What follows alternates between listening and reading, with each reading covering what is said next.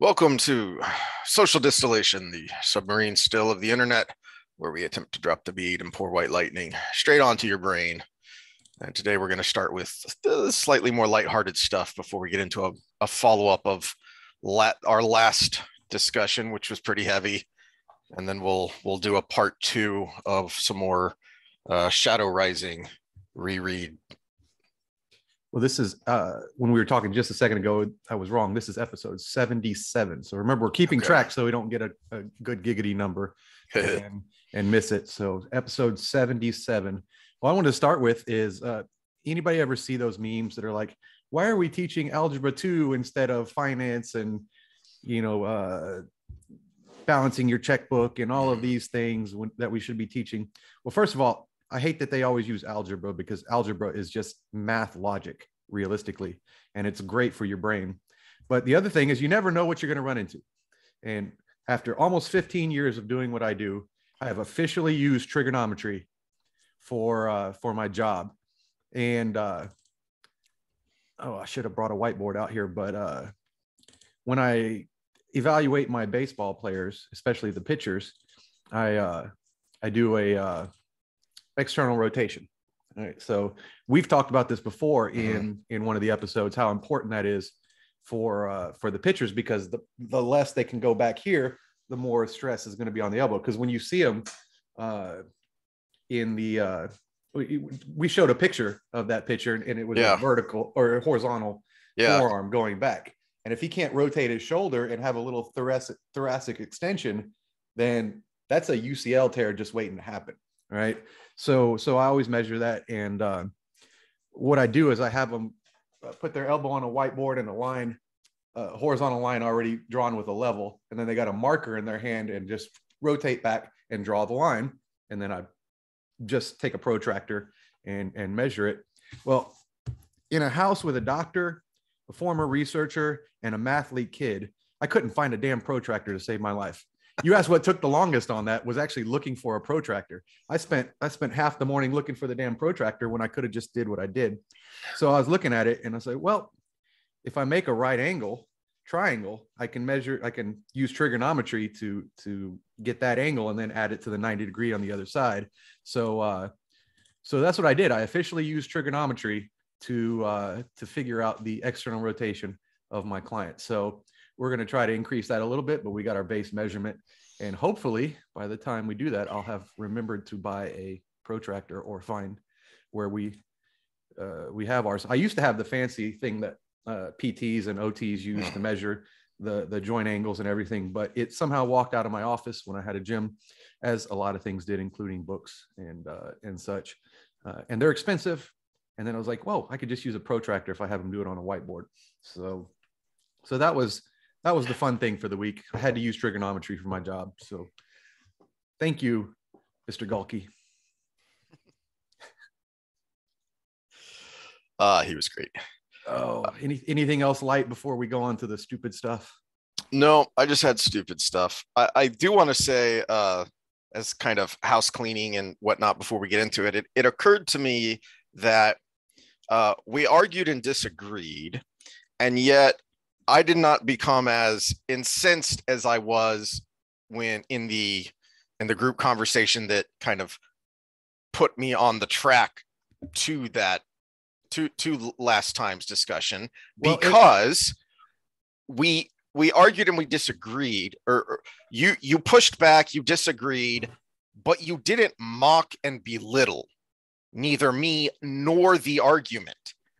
Especially when you're talking about, now, granted, there's a place for humor in just about everywhere. I love a good Holocaust joke as much as the next guy, but when you're having a serious debate about a very serious topic, I mean, this wasn't us, arguing about who sucks more, the Cowboys or the Texans. We're talking about some very heavy topics, and what incensed me so much with my other group of friends that just drove me over the edge was that it wasn't an argument. It was mocking and belittling. And I happened to last night, I listened to yesterday's Louder with Crowder, he had Douglas Murray on, and he had a really long, like almost 2-hour interview with him. And he said something that just kind of coalesced this, which is, I'm happy to take criticism from a critic. I'm not going to take it from an enemy.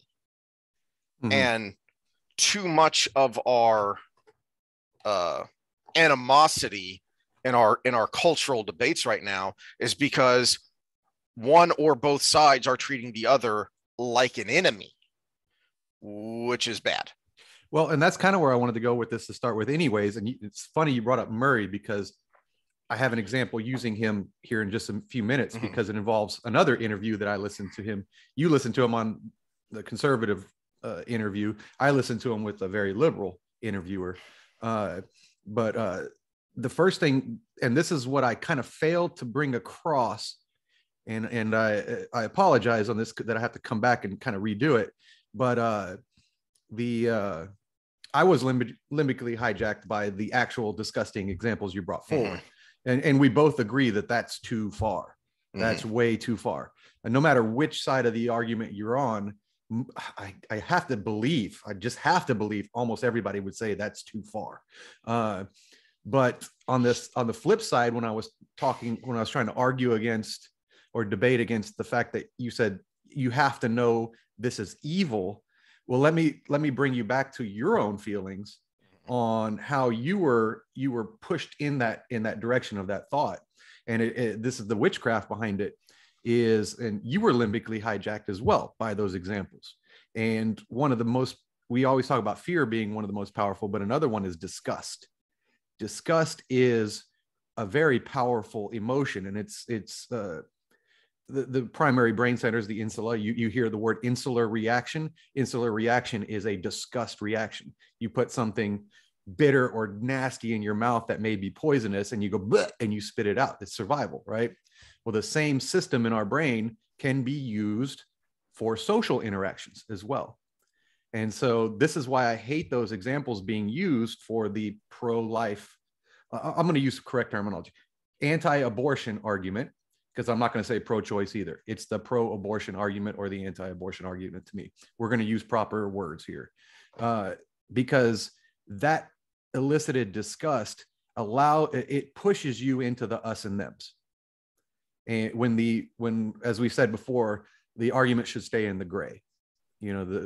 We should stay in that gray area and figure out the timelines and what's reasonable versus all the way one way. Again, fear of Handmaid's Tale is what pushes the left to their downfall, and disgust at those extreme examples is what pushes the right to hate the other side.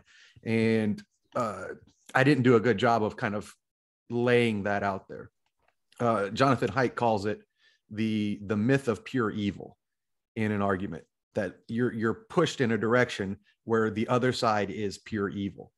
And again, on the right, it's disgust in the baby murder. And on the left, it's the fear of that patriarchal, almost cartoony end of the slippery slope. And so those two things on both sides create a huge blind spot, because you've got one of the most powerful centers of your brain activated, where you can be completely blind to anything on the other side of the argument, where their fear makes them completely blind to what you're saying. And this is the whole damn purpose of this podcast, which is what you just said, which I'm glad you said that, because that helped me center my thoughts, that it created a different reaction between the two of us, because there were no insults, there were no ad hominem attacks. I could see the fact that you were blinded by disgust, but at the same time, that's where you said, how do we get them to see? How do we get the other side to see? And the way to get the other side to see is exactly what we're doing. A little bit at a time, say, hey, we're not this crazy thing you're afraid of. And on the other side, on my side, I say, hey, what I'm arguing for isn't that disgusting thing you brought forward to me. And now we can start talking about the reasonable, actionable parts of this. That's a good point. And it kind of highlights where I failed in making the point I was trying to make last time.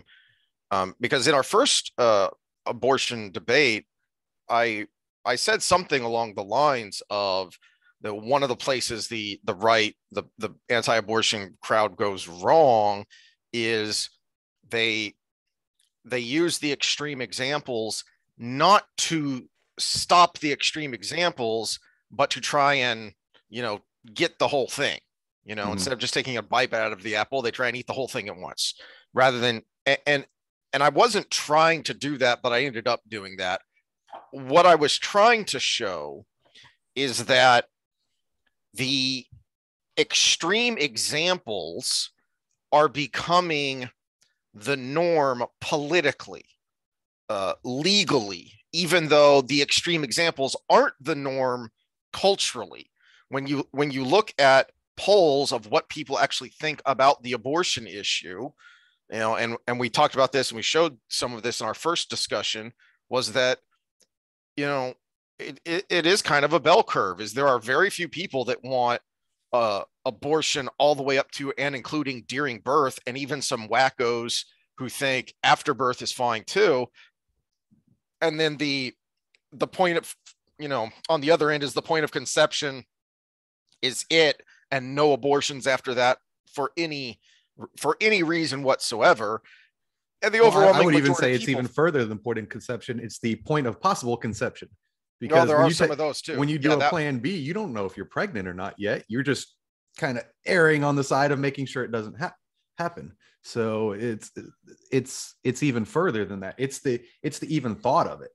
And so there's two major extreme sides, and we have to admit, no matter how pro-life you are, we can't sit there. Now I'm gonna we'll bring up the Murray thing in a second, but I'm gonna go back to you. You brought a Tim Pool thing up earlier, and just before that, I had listened to him on this topic, and he was talking about the concept of the left going further left, and the concept, I think it was Biden said something about the right going further right, and he said, and his point was, no, the right hasn't gone further right, because 80s and 90s the right was anti-abortion. The right is still anti-abortion. They haven't moved. They're and then he said, the right was pro-capitalism. The right is still pro-capitalism. And so he brought up all of these bullet point topics that the right is, and he said they've always been that way. They haven't moved further right.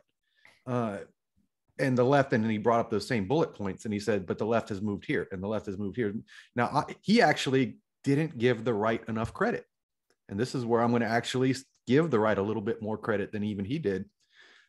When I was going through this process of getting to be more politically knowledgeable, you remember I was looking into that Unity 2020 and asking about candidates, and I was researching candidates all across the country. Who are the better leaders of the country? And what I was coming across with the Republican side was headlines like anti-abortion Governor X or Senator X. And then they would say he's a 12-week person or whatever. Anti-abortion, 12 weeks is his policy. Or anti-abortion, 20 weeks is his policy. I'm like, when is 20 weeks anti-abortion? 20 weeks is 5 months. You know how big you are after 5 months typically? You don't not know you're pregnant. And so the right, actually, the anti-abortion right has shifted to the center. Even the bill I can't stand, which is that damn heartbeat bill, is shifted left of complete anti-abortion, right? And so he didn't give the right enough credit on the abortion issue because they have shifted left, just not as far as the left wants them to shift to the left. And you made the point that I don't remember when this was, that what did you, the Democrat voters, expect from Biden? Because even a political novice such as you knew that he has always just been an amoeba, a chameleon, an opportunist. He is going to be whatever he needs to be for his own political gain. And the Democrat Party, the apparatus, has moved radically left, and the Democrat voters are not recognizing that, or at least not as quickly as they should be, which was my point in pointing out the bill that has passed one or both houses in California and Maryland, and the one that was signed in Colorado, that even if you take away the fuzzy perinatal language, it's still permitting abortions all the way up to and including during birth. The overwhelming majority of the country is not in favor of that, but that's the law. That's your current Democrat Party. If you are a Democrat voter, if you identify as a leftist, then you need to wake up and see what your party is doing, in the same way that it took an annoyingly long time for Republicans to wake up and realize, wait a minute, you people who say you're free trade, you're really not. You're globalists who are about enriching yourselves and your pals to the detriment of us working class folks. And that's kind of where the Trump voter came from, was kind of the old fashioned blue dog Reagan Democrat union Republican voters, and then kind of coming together with a lot of the traditional Republican voters who would recognize the party isn't what the propaganda is. Well, and this is part of the problem, because now I'll bring up the Douglas Murray thing. A lot of the left, we talked about the emotion of disgust.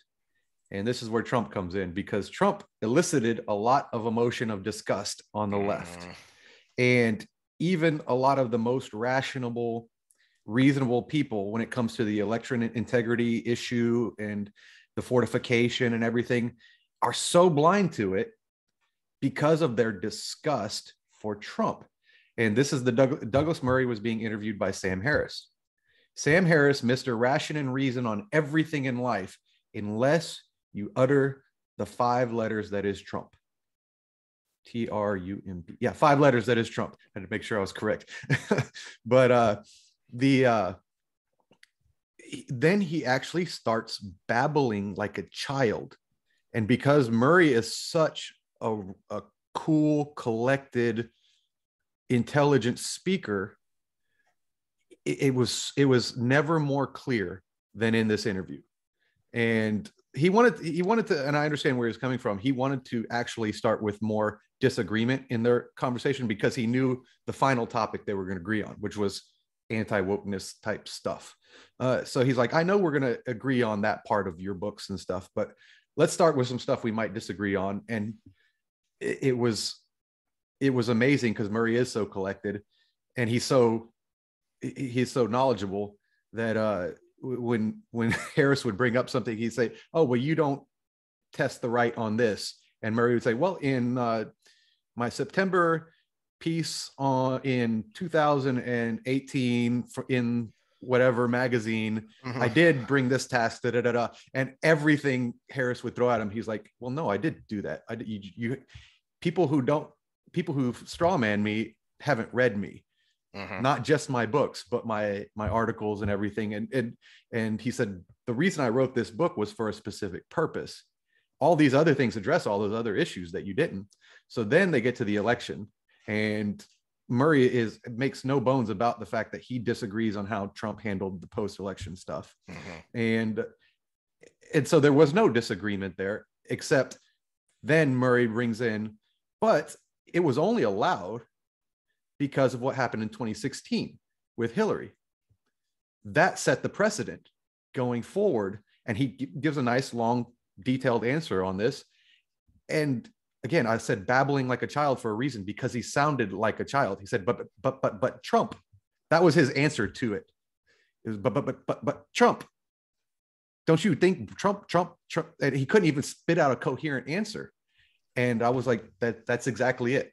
Your disgust for this one person is made you blind to everything that's happened in the last 10 years on this one topic. That's a great lead in to the new stuff I wanted to talk about today. And I'm gonna bite my tongue on the Trump part of it, because I do want to rant about that down the road as we get kind of closer to the 2024 election.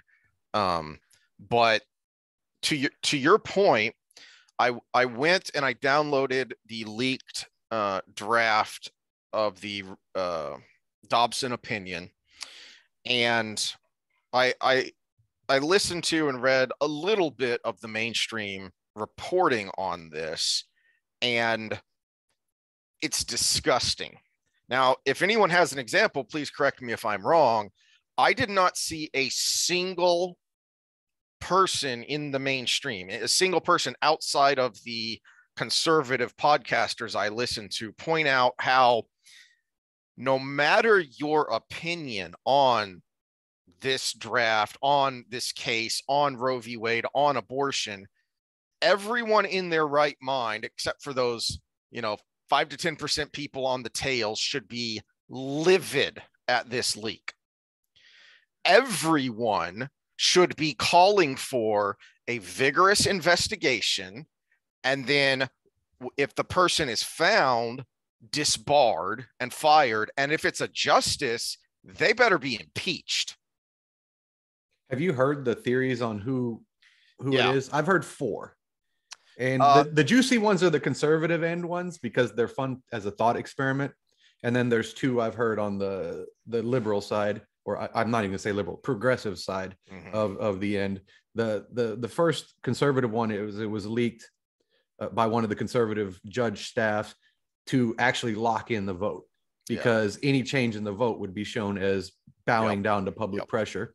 The second one I heard was it's Justice Roberts' staff, because he always wants to come down on the right side of history. So he's seeing how the country reacts to it.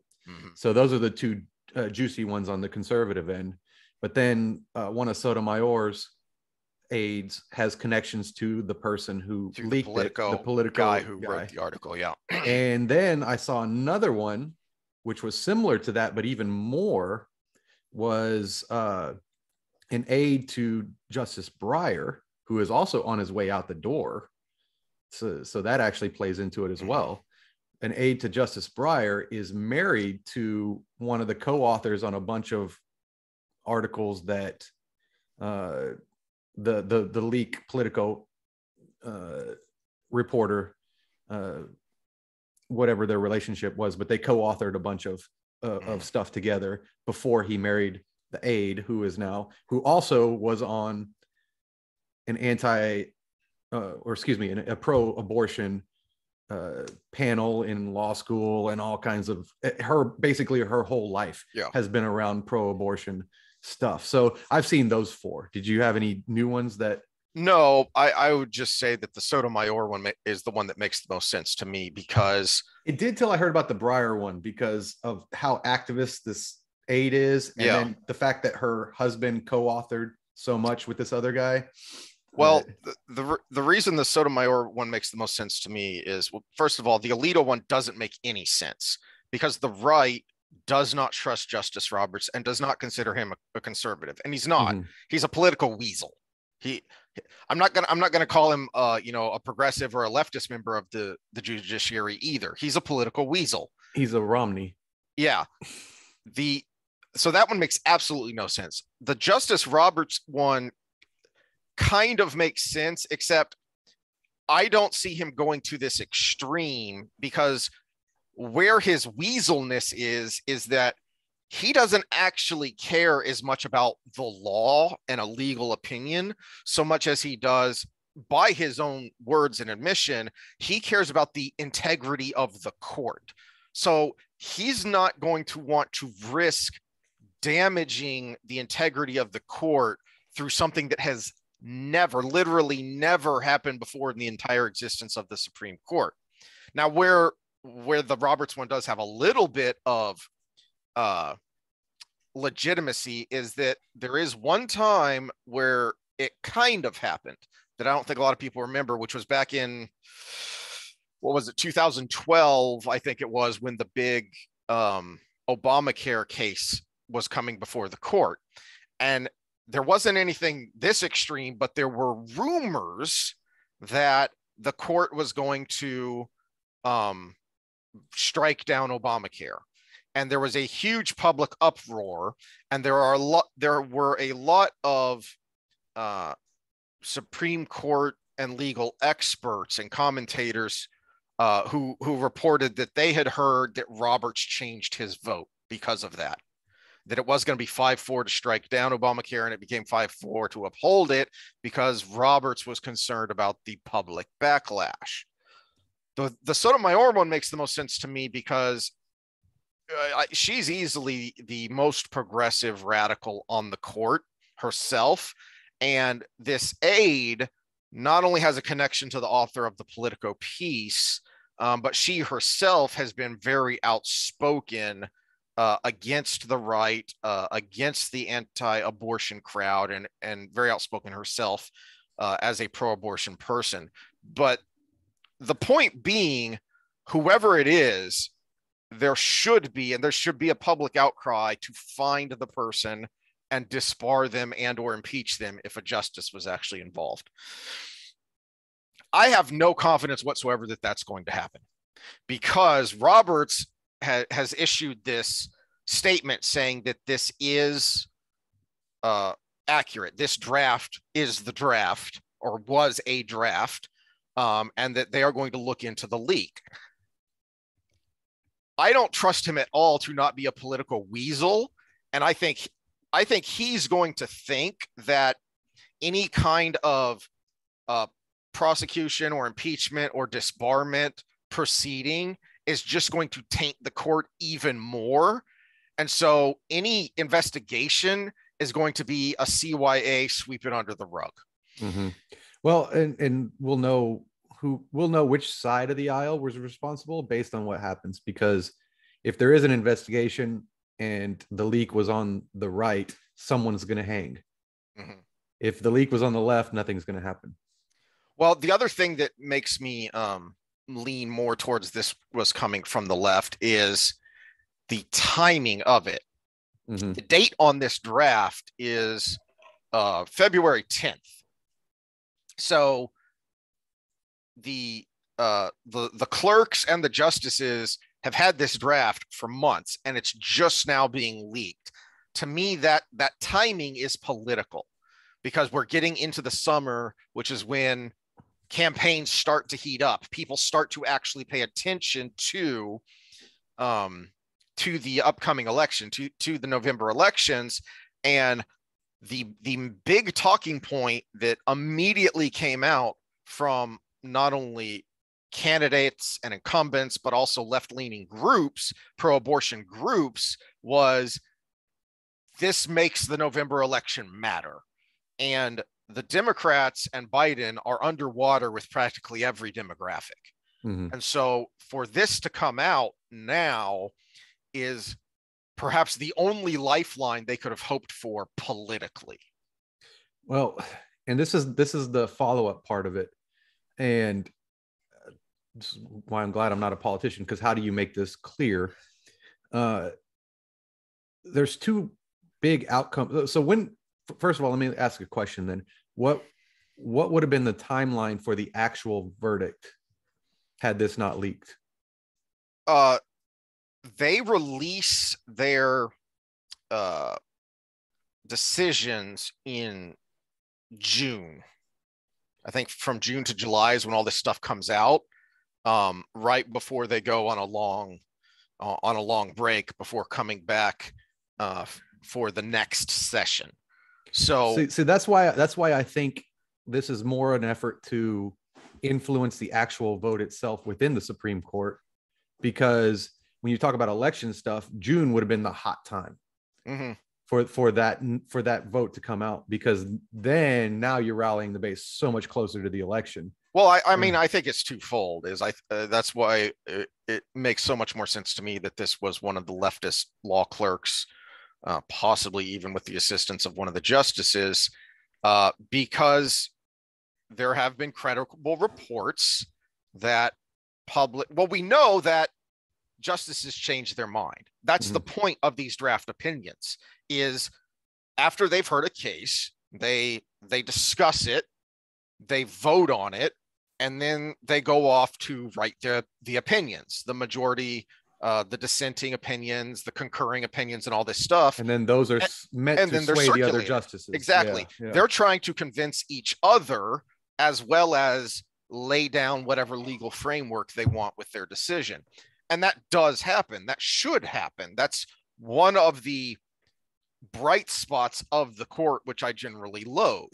What's not supposed to happen is that public pressure, political pressure, influences those opinions.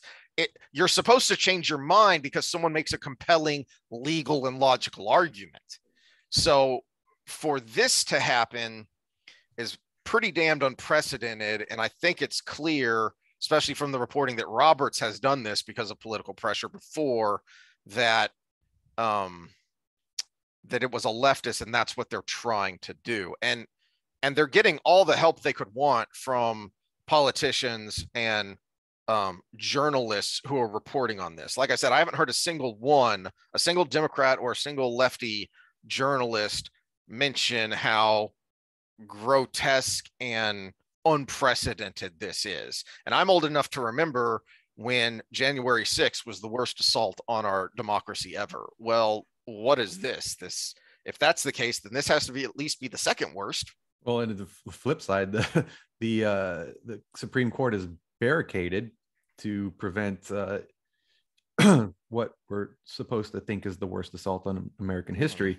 But actually, it was that way from before even this leak, because of an environmentalist that tried to stir up trouble. So those things you don't hear about, remember, guys. Well, okay. But go ahead. Let me get to the actual draft now. I apologize to everyone. I had a long morning and I'm having trouble getting enough protein. So I'm going to eat some crackers with cheese while he's doing that. All right. So the disingenuousness of the journalists reporting on this is just mind-boggling. There are a whole lot of people saying a whole lot of things, a whole lot of the sky is falling things. I have yet to hear anyone on the lefty side actually cite the frickin' draft. So let's look at it. Okay. What does this draft, the supposed majority opinion, what does it say? Well, right off the bat, it says for the first 185 years after the adoption of the Constitution, each state was permitted to address this issue in accordance with the views of its citizens. Then in 1973, this court decided Roe v. Wade.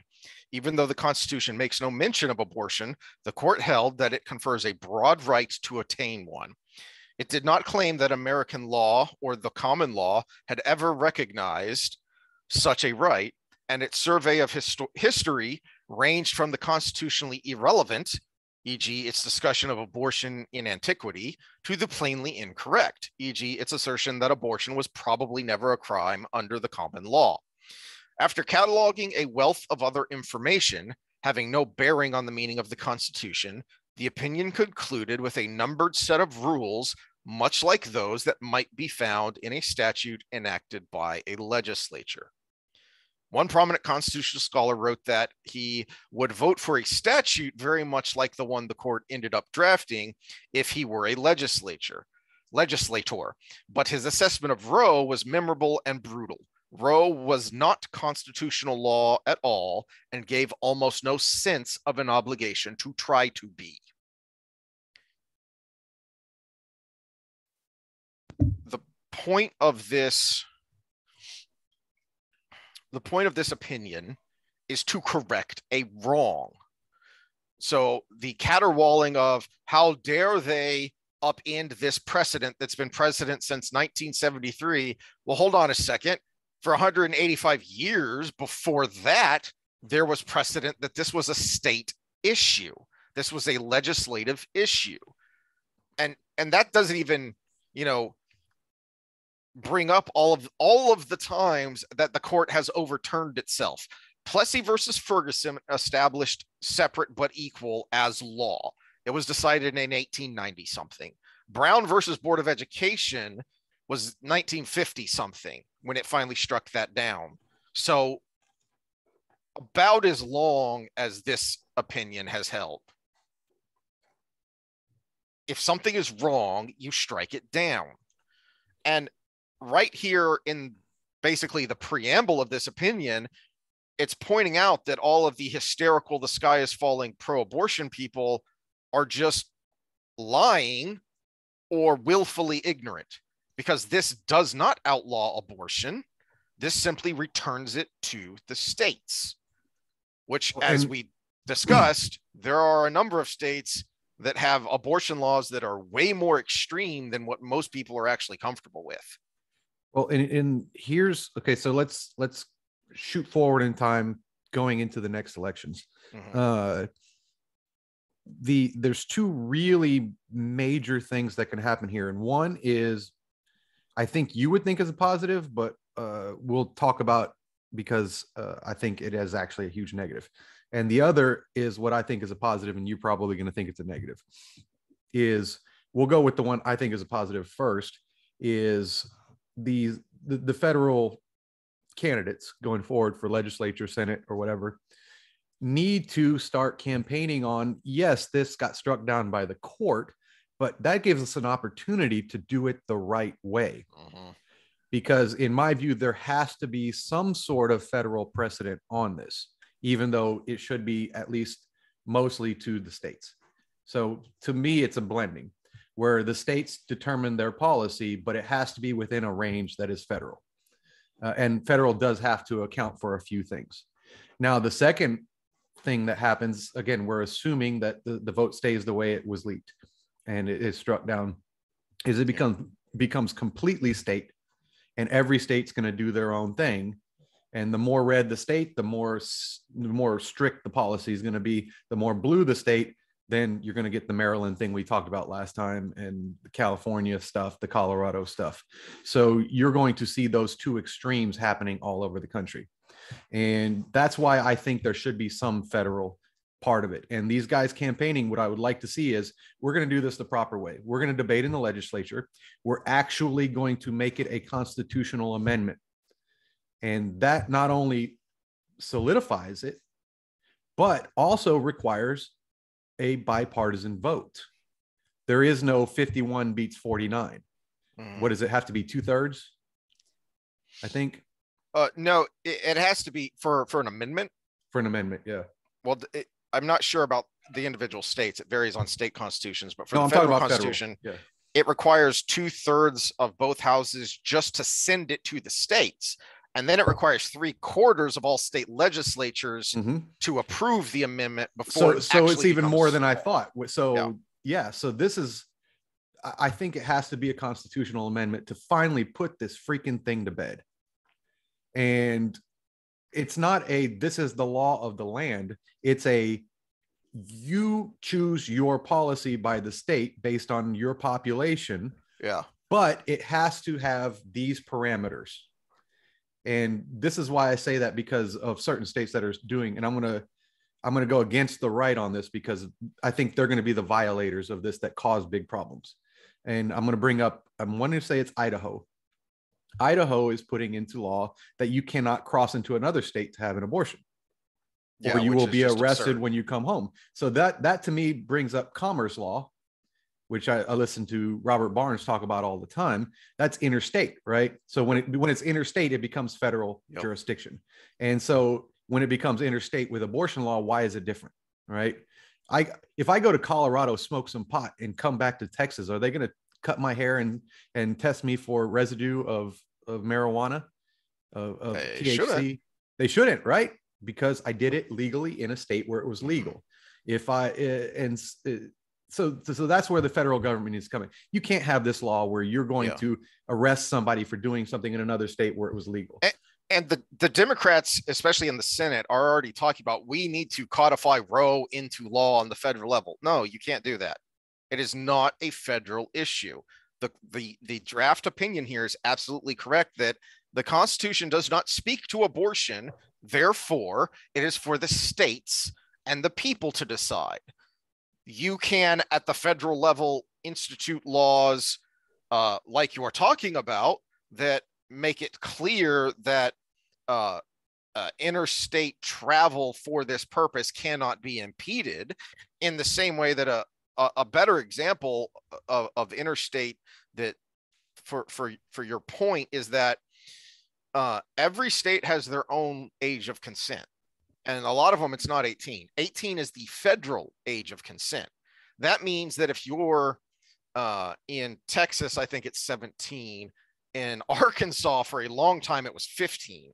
If you travel from Texas to Arkansas to hook up with a 15-year-old, that's illegal.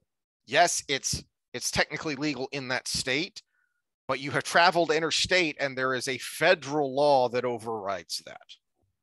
That's where the federal comes into play. The federal cannot then go into each individual state and say, hey, you all have to make your age of consent 18. Yeah, but the federal needs to come in when we talk about discord as well. There has to be, we are different across this country and we're a huge, giant melting pot of different regions, but there has to be at least some sort of cohesion.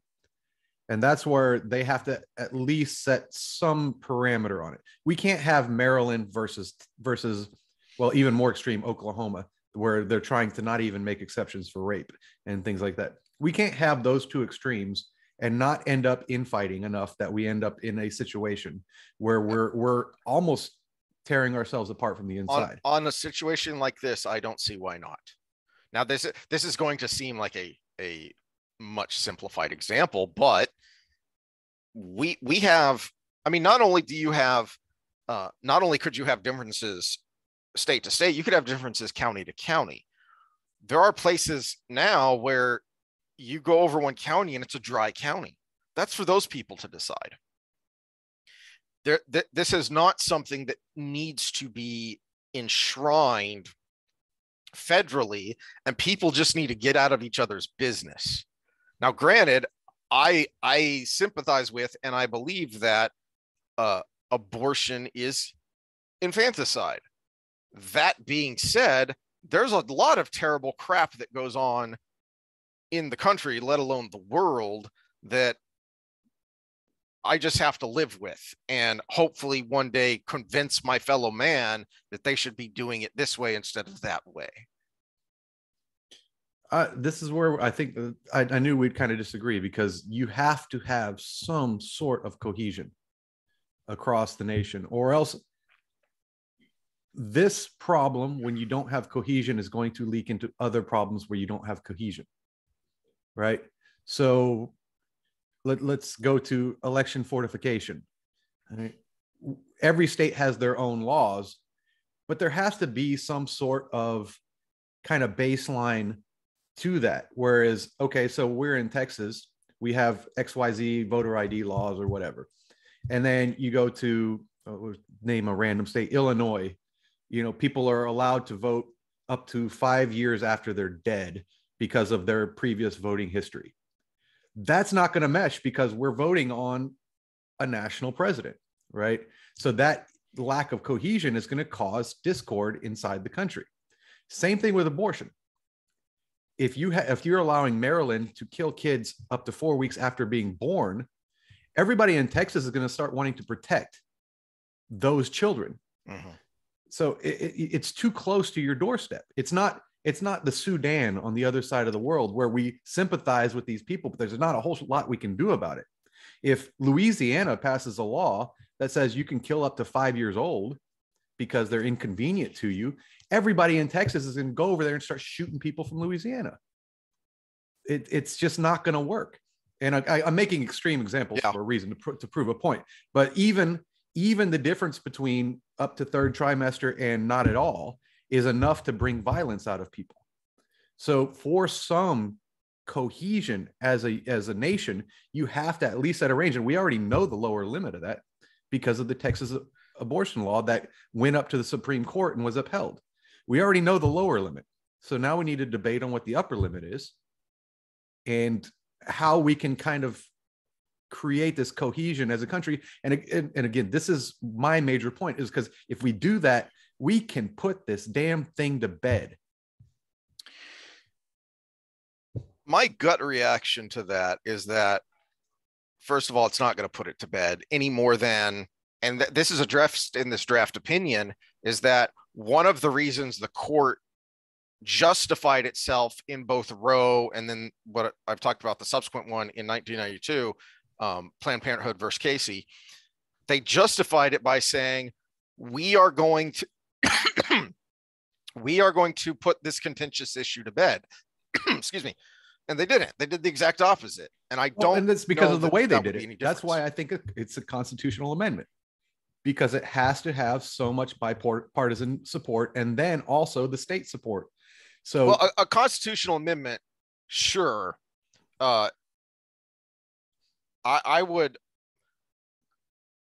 even though I wouldn't be in favor of that amendment, I would certainly be much more in favor of that than the federal Congress trying to pass a law regulating abortion. No, I want it to be the most stringent process we have available. Okay, that's different. Yeah. And so here's why I think it puts it to bed, because we're going to sock you back to the beginning of our discussion here. You take away the end of the slippery slope. Because if it is done in this way, and you've created this parameter that the states can stay between, but still have their own freedom within a decent window, then there is no longer that argument of if we give them 12 weeks, they're going to take no abortion. Or if we give them 24 weeks, they're going to cut babies' heads off on the way out. You can't have that, because we already have this framework. And if we develop a reasonable framework to stay in between, blue states are going to shift towards the top end of that. Red states are going to shift towards the bottom end of that. And there's still going to be an end point. Because remember, what we talked about with our slippery slope arguments is if you designate the point that you can't go beyond, then you take away the argument of, well, it's going to go here, here, here, here, hereafter. And I think if we can do that, then we will end this argument. Now, within state debates, state legislature, state, governorships and everything, you'll still have this argument, because you have that wiggle room, and you'll have one person wanting to push it one way, one push it. But if you have that, there's never that, if we allow this, we're going to be in the Handmaid's Tale. They're going to be raping you to make you have a child. If you allow this, they're going to be cutting your baby's head off. We don't have that, because we've already designated endpoints, and it's been done in the most stringent process we have available. And I think that's why the process was made that way, to do things like this that are dividing the country.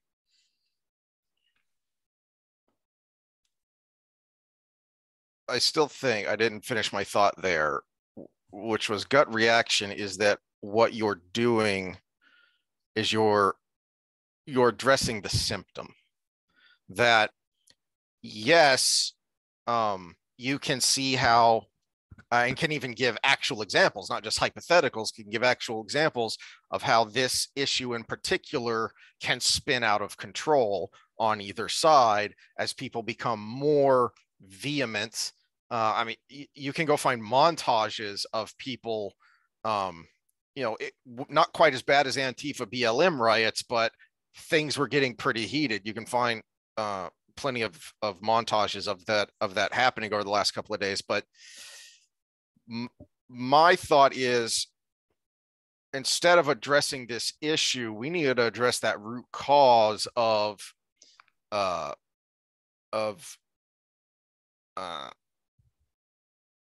political insanity and the inability or unwillingness to deal with your neighbors, to deal with your fellow citizens.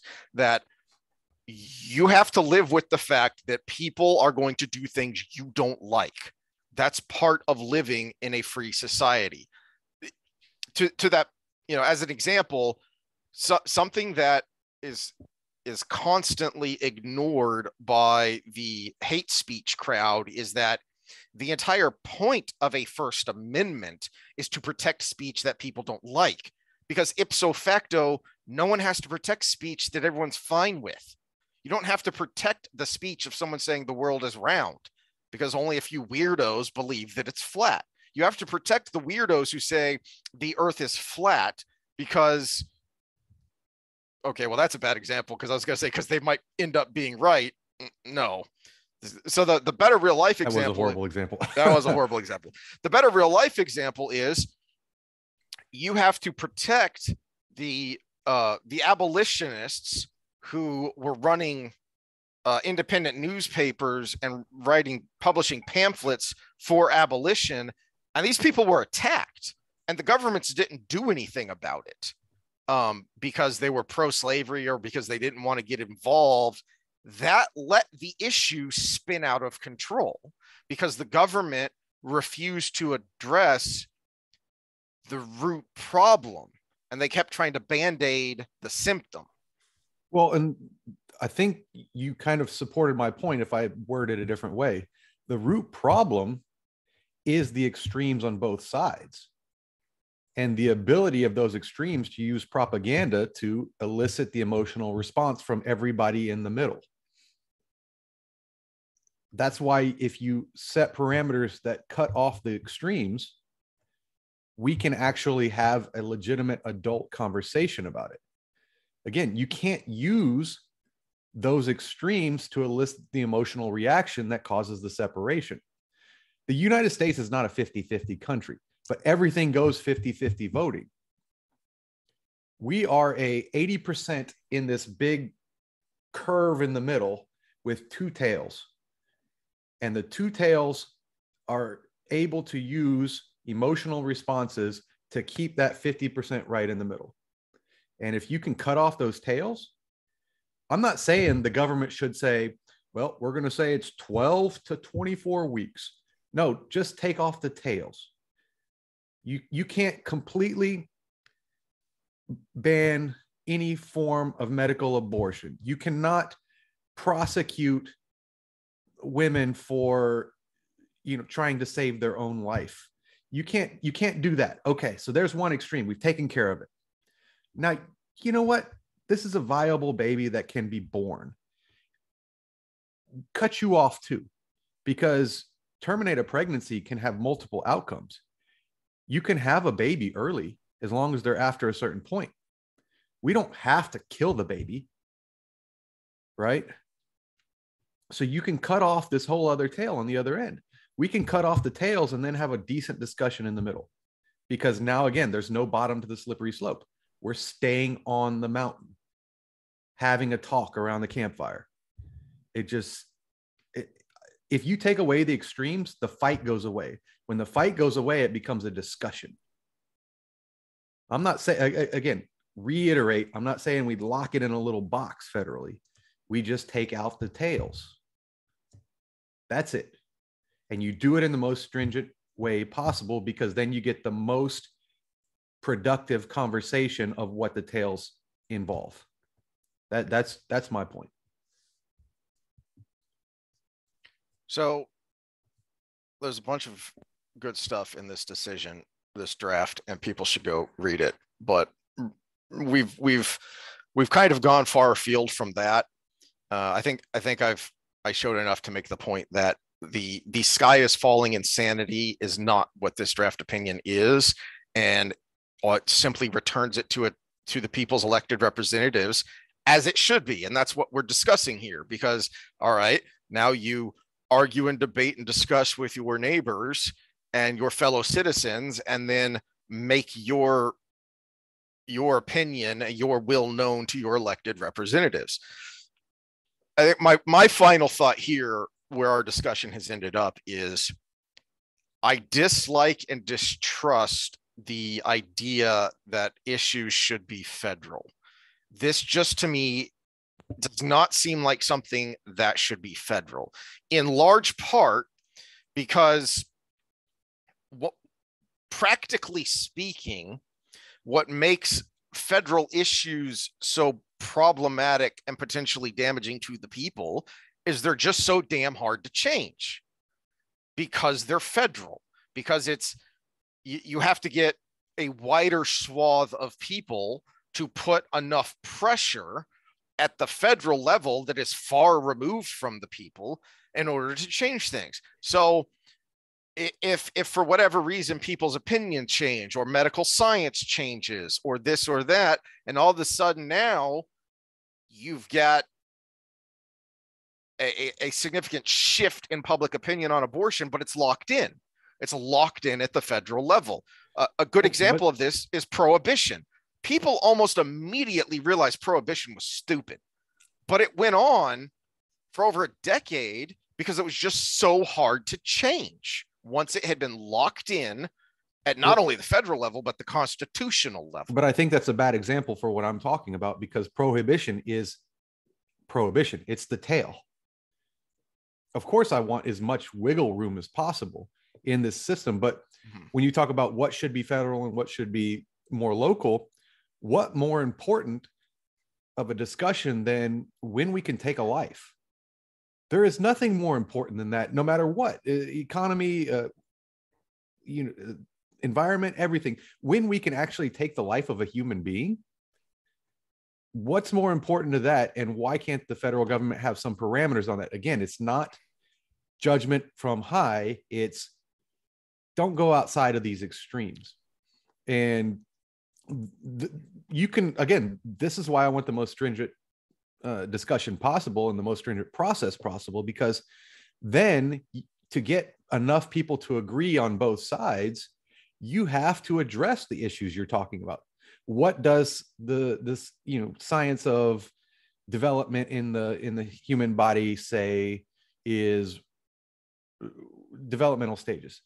What is most likely the timeline that women find out they're pregnant? What is the male involvement in this? How should they have to, what should their responsibility be? Because if we want to have this debate about abortion, if you're going to say abortion is completely illegal, well, then we have to say, hit it and quit it with guys has to be illegal too. You go out and you hit it and you cause a girl to be pregnant, you go to jail. If you're going to put the girl in jail for having an abortion, you got to do it the other way around, right? So all of these things will enter the conversation, and some of those would be state, but to prosecute people as a murderer, what more important thing should we not be talking about at the federal level as a bipartisan effort? But we already do that. So this is why your point makes my point, is the more we keep it lingering, the more we keep it just out there and as a separatist discussion, the actual more voice the tails have. You don't need a big giant push from everybody, because you can have loud extremes causing the policy shift, which is exactly what we have. There's already a practical example that counters what you're saying: the death penalty. We have broad parameters at the federal level. The Constitution prohibits cruel and unusual punishment, and the Supreme Court has made a number of rulings throughout our history on what that means and how it is applied. And you have places that you have states that completely prohibit it. You have states that have very strict guidelines on what on when the death penalty can be applied and what kind of measures you can use to implement it. And then you have other states that are a little more broad. We already have this. We already do this. We already take this idea of life and when can it be ended, and we already deal with it on a state-by-state issue. Yeah, and guess what we don't fight about? Because there is a federal policy on it. Now, this one has to be handled differently because there is developmental stages involved. There's no developmental stage in someone's convicted of killing 5 people in cold blood, and he happens to be in a state that has the death penalty. There's already parameters. Now, in that case, the parameters are around how it's done, but which actually should be part of the discussion with abortion as well, how it's done, because of the extreme examples you brought up before. So that actually has to be part of the discussion. This is an all-encompassing thing, not just a timeline thing. It's how it's done, when can it happen, and all of these parameters. So when you have that, at least something, Roe v. Wade was at least something. It was just done wrong. That's why it was always such a debate, right? It was done as a judicial action versus the way it's supposed to be done. And again, bipartisan, as hard as it can be to come to a consensus so we get the broadest window possible with the broadest guidelines possible. But again, when it has those guidelines on the federal level, guess what we don't fight about every time we have a presidential election? Guess what we don't riot about every time we have some sort of decision made? Death penalty. you actually made a great example of why we should have some federal oversight. It's just the abortion thing has a timeline because you have. Why do you need separate specific federal guidelines on abortion? Why can't we just use the federal guidelines we already have when it comes to life and liberty? Because there's two people involved. There's not just the murderer. There is the mother and the child. This is the main reason why it's different. Well, there's three people involved. There's the person who impregnated the mother, there's the mother, and then there's the child. That makes it different than the murderer, because the murderer is an adult that did an action that he or she needs to be responsible for to the public. Whereas this female could have been put in a situation where she is not choosing to be in this situation, right?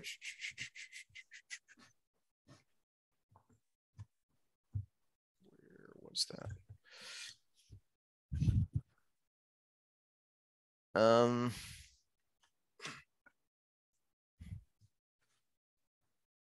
It is actually addressed in this opinion.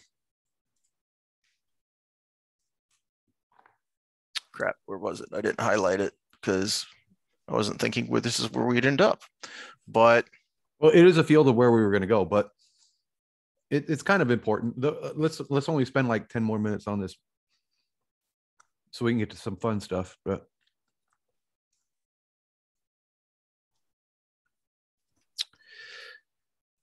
so at the very end of this opinion, it addresses this of, okay, well then what's going to happen once this is struck down? Well, it's going to go to the states. Okay, well then what happens if a new state law comes before us?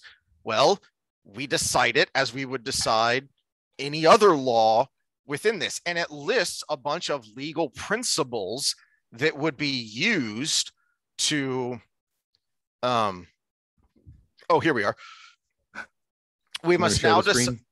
Yeah.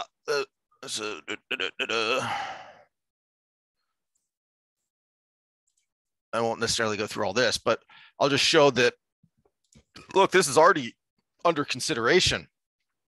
We must now decide what standard will govern if state abortion regulations undergo constitutional challenge and whether the law before us satisfies the appropriate standard.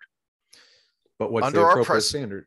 Under our precedents, rational basis review is the appropriate standard for such challenges. As we have explained, procuring an abortion is not a fundamental constitutional right because such a right has no basis in the Constitution's text or in our nation's history. It follows that the states may regulate abortion for legitimate reasons, and when such regulations are challenged under the constitutions, courts cannot substitute their social and economic beliefs for the judgment of legislative bodies. That respect for a legislator's judgment applies even when the laws at issue concern matters of great social significance and moral substance. And they cite a bunch of different times where this has happened. Treatment of the disabled, assisted suicide, financing public education. These are all examples of serious social issues and problems that have come before the court.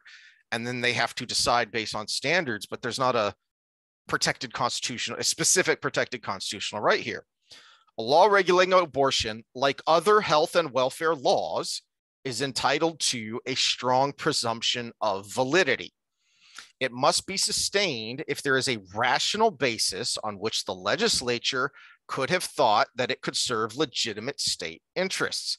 These legitimate interests include respect for and preservation of prenatal life at all stages of development, the protection of maternal health and safety, the elimination of particularly gruesome or barbaric medical procedures, the preservation of the integrity of the medical profession, the mitigation of fetal pain, and the prevention of discrimination on the basis of race, sex, or disability.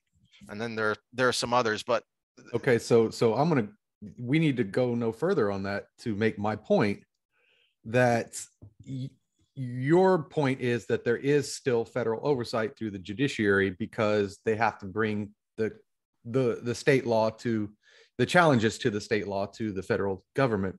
Mm-hmm.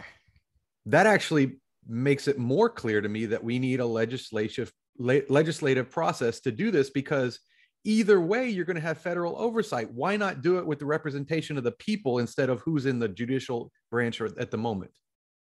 Well, you're not going to get an argument from me that the Supreme Court has assumed way too much power for itself. Yeah, if we don't do it through the legislature, then it's going to end up in the courts, and we're going to have this same argument. Oh, so and so, because we had 3 appointees under Trump, that's why this is going this way, which is the big, everything is falling now because they're Trump appointees. Or say, Biden tries to pack the court, and he does. Now we got the same exact issue. We're still divided. Why not do it through the representation process? And in a way, they have to work together. In fact, I would be for freaking amendment that said everything has to be 2/3 vote or 60% or something more than 51 to 49, because then we don't have this stupid fight of, you know what? We got this one tip in the Senate. Everything's going to go through that we have to undo the next time we have a tip in the other way of the Senate. Why don't we have a more stringent process for these stupid things so we do have more consensus across the country? Less would get done, but that's good.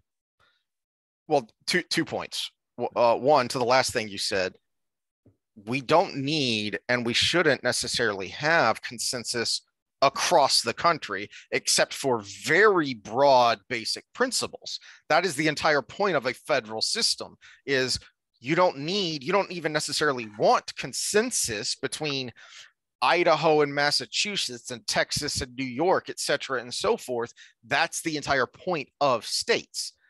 Secondly, again, I think you're addressing symptoms rather than causes, because unless we go with your point about a constitutional amendment addressing abortion and establishing parameters for abortion, a federal law could just as easily be upended by an activist court in the same way that Roe was decided. We need to address the problem of the Supreme Court in and of itself, where 5 lawyers can decide for the entire country what a particular issue is, regardless of what the people have made clear through their elected representatives. Well, I think that's a separate issue, but because I agree with you there that we do need to kind of look at the Supreme Court system as a whole, which is, again, why you said, except for the amendment thing, and I'm holding to my position because I think it should be done as a constitutional amendment. Again, the most stringent possible. And when you do things that need that consensus on the federal level, the more broad everything is going to be on the federal level, because everybody has to compromise. No one's going to, again, this 51 to 49 vote thing is why we have extreme things to begin with. If we revamp that system to where it has to be a compromise across the board to get anything done, the more broad everything's going to be from the federal level. The more freedom the states are going to have from their constraints on the federal level. None of this executive order to do this, excepting in emergency, which again, even COVID was an emergency, but only for the first couple months. Legislature, get off your ass and get together. This thing called Zoom. We're using it right now. It's not expensive. The more you make the process stringent, the broader it's going to be. It's exactly what you want. But on the flip side, so I guess to make my point is you do need some cohesiveness as a country. I want it to be as loose a glue as possible, but there has to be glue, because the more you leave it to the states, the more extreme they can get, the more infighting you're going to get amongst the states. And this is neighbors. This isn't, Texas and Louisiana are completely opposite politically, right? Oklahoma and what's just to the other side of it, to the left of it, Colorado? Yeah, Colorado and New Mexico both are both different. both very different. So we've got neighbors that are going to be at each other's throat just because they live near a state line, when we can kind of cut those tails off, and at least it takes the violence out of it. It doesn't take the disagreement out of it, but it at least takes the violence and hate out of it. Stringent process, broad results, but still some glue. That's my point. And that's where I want to finish it. All right. Well, to that, I'll just say, to your point, then I've mentioned it before, but people should look into the Article 5 Convention of States movement. Okay. And now I have to pee. Me too. What do we want to talk about next? Oh, let's get back into the wheel of time so we can cleanse our palate. We need to break these things up. So we need to stick with the social topics until we're done with them. So well, we can be done with them. That was a good hour of ranting and chasing our tails. Okay, cool.